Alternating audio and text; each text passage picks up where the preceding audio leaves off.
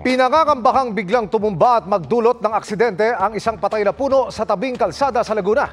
Idinulog yan sa lokal na pamahalaan ng isang concerned citizen sa tulong ng inyong kapuso Action Man.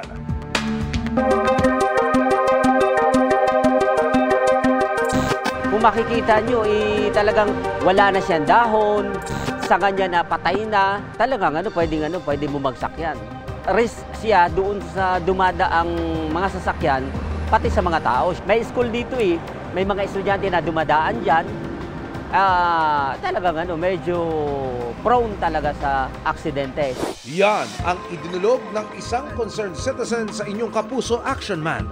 Ang establishmentong katabi ng puno sa barangay Bulilan Norte, Pila, Laguna, nagbabala na sa kanilang mga customer. Sana aksyonan ng LGU, ipaputol kung kailangan. Pero ito kasi patay na So, wag nang antayin makamatay pa bago aksyonan.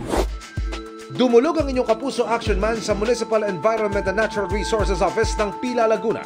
If there are some trees that they notice that may pose danger, that is somewhat a threat, that would never be an intention of the local government unit. Rest assured that the local government unit would take proactive measures regarding the matter.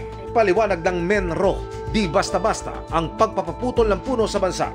Kailangan muna itong maipagpaalam sa Department of Environment and Natural Resources. We are scheduling another trimming and inventory of the trees because I have reports of 2 trees that can be recommended for cutting.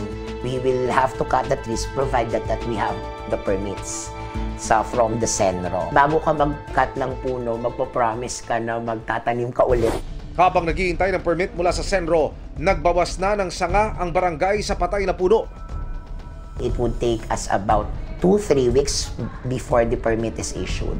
Bear with us and rest assured that safety is our prime concern.